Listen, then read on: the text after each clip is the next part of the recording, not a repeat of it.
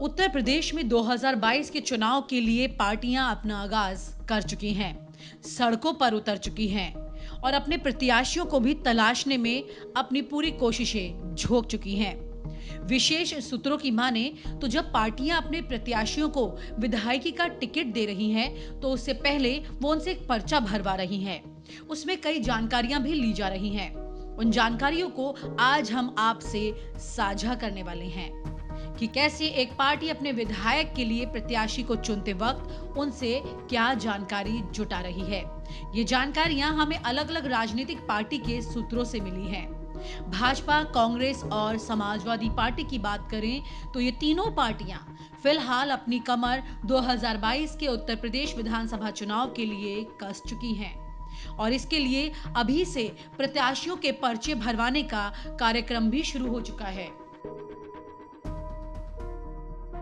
अगर हम बात करें देश की सबसे बड़ी राजनीतिक पार्टी यानी कि भाजपा की, तो आज हम आपको बता दें कि भाजपा जिन प्रत्याशियों को टिकट देने वाली है, उनसे किस तरह के पर्चे भरवा रही है और उनसे क्या जानकारियां ले रही है।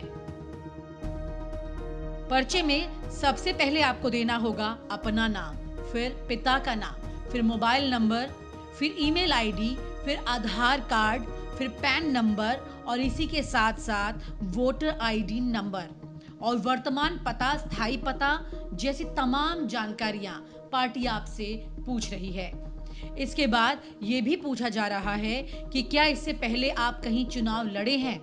अगर लड़े हैं तो कितने चुनाव लड़े हैं और कौन-कौन से चुनाव जीते हैं, और अगर हारे हैं तो कौन से चुनाव हारे हैं और कितने वोट आपको मिले थे, कितने वोटों से आप चुनाव जीते या हारे हैं, आप कौन सी पार्टी में रहे हैं, आपका राजनीतिक करियर क्या है, कितना लंबा है, कितने दिनों से राजनीति में सक्रिय रहे हैं, भाजपा में कितने दिन से काम कर रहे हैं, सक्रिय कार्यकर्ता कब से हैं, पार्टी में कौन-कौन से पदों पर आप रह चुके हैं। इस तरह की तमाम जानकारियां आपसे मांगी जा रही हैं।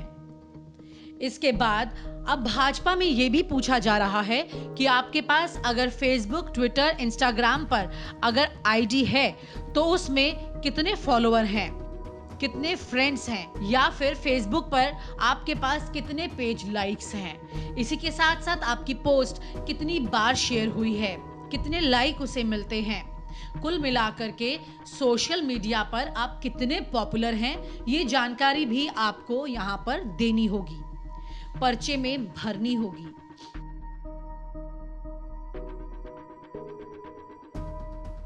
वहीं बात करें अब समाजवादी पार्टी की, तो विशेष सूत्रों की माने तो समाजवादी पार्टी के प्रत्याशी से जब टिकट के लिए पर्चा भरवाया जाता है तो उनसे भी जानकारी ली जाती है।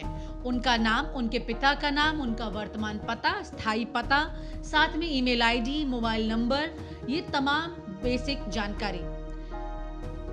इसी के साथ आप पहले कहां से चुनाव लड़े हैं, कितनी बार चुनाव लड़े हैं, आपको कितने वोट मिले थे, आप जीते थे या आप हारे थे, पार्टी में आप कब से हैं, सक्रिय सदस्य कब से हैं। इसी के साथ साथ ये भी पूछा जाता है कि आप पार्टी में किस किस पद पर रह चुके हैं। समाजवादी पार्टी आपसे सोशल मीडिया पर पॉपुलर होने का कोई ब्यौरा नहीं मांग रही है।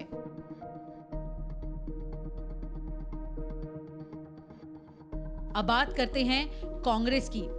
विशेष सूत्रों की माने तो कांग्रेस में जब विधायक प्रत्याशियों से टिकट के लिए पर्चा भरवाया जाता है तो उसमें भी कई जानकारियां ली जा रही हैं, जिनमें उनका नाम, पिता का नाम, उनका मोबाइल नंबर, ईमेल आईडी, स्थायी पता, वर्तमान पता, इसके अलावा उनके राजनीतिक करियर की जानकारी, पार्टी में कितने दिन से सक्रिय रूप में काम कर रहे हैं, इससे पहले कितने चुनाव लड़े हैं, कितने जीते हैं, कितने हारे हैं, उनका राजनीतिक करियर कितना बड़ा है।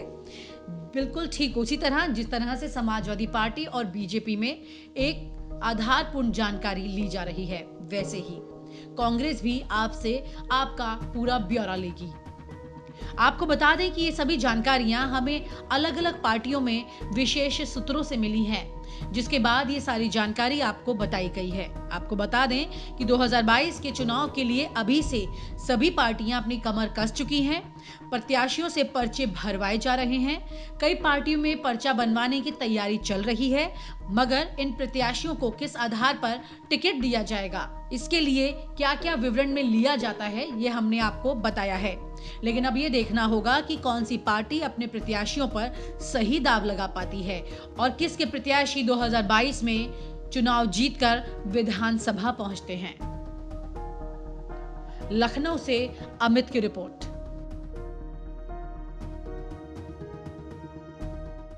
और आप हमसे जुड़े रहने के लिए सब्सक्राइब करें YouTube पर, फॉलो करें Twitter पर और लाइक करें Facebook पर। और ज्यादा जानकारी के लिए न्यूज़ नशा की वेबसाइट पर जाएं। आपको टाइप करना होगा सिर्फ न्यूज़ नशा।